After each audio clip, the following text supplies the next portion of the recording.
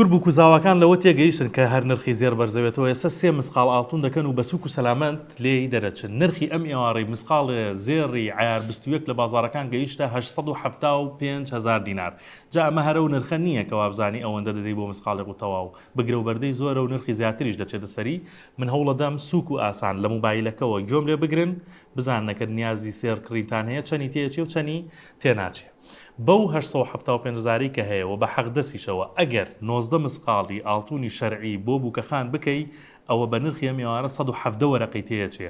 حەقدەسیش من قسم لەگەڵ کارگێڕی سندیکای زێڕنگەران کرد فەریق ڕەشید ئەو باسی ئەوەی خۆشی زێڕنگەرەوتی بە گرام حەقدەس وەرەگرن لە نێوان 8 بۆ 70 دلار.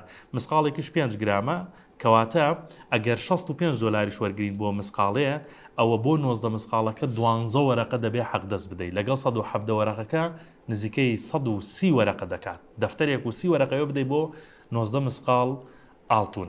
بەڵام هەواڵە خۆشەکەت لەوەیە ئەو کارگەڕی سندیکا وای وتی ئەمە لە بازارەکان ئێستا هەرچی بوو کوزاوا دێ بۆ بازار بە دەوڵەمەند و خواپێداویشەوە لەوە تێگەیشتون کە نرخی زێرە هەر بەرزەوێتەوە 3 مسقال ئاڵتون دەکەن بۆ بووکەخان.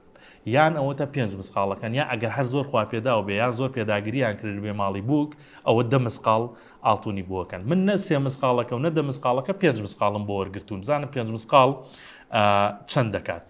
5 مسقال ئاڵتون بە نرخی ئەمڕۆ نزیکەی 41-42 وەرەقەکە 350 یان 345 دلار حەقدەسی شەچێتە سەری ئەوە بە 46 وەرەقە تۆ 5 مسقال ئاڵتونت دەست کەوتووە.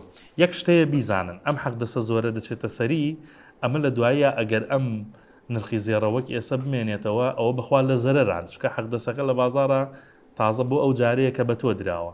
بەڵام ئەگەر هات و نرخی زێر زیاتر بەرز بووە لە ساڵانی داهات و تۆ شویست ئەو ئاڵتونەی بۆ بووکت کردووە بیفرۆشیتەوە ئەوە دڵنیا بە قازانجی لێ دەکەی. بۆیە بەرزبوونەوەی نرخی زێر هەرچەندە هەر لەسەر زاوا زۆرەکەوێ بەڵام ئەمە هەواڵێکی خۆش بوو من وەرمگرت لە بازاڕایە 3 مسقال و 5 مسقال دەکەن بۆ بووکەخان. بۆیە لەوە مەترسن ئەگەر بەدنیازی شتێکن دەستی خۆتان بۆشێنە.